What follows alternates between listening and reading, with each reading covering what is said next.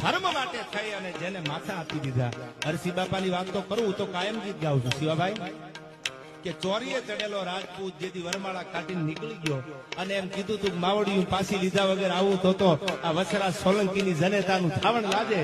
એમ અરસી બાપા પરમાર અહીંથી નીકળ્યા હતા કે કિંદરવાની ગાયું વાળે અને હિમાળો વટવા દઉં તો પરમારની જનેતાનું થાવણ લાગે. આયાથી હિમાળો વટવાનો દઉં.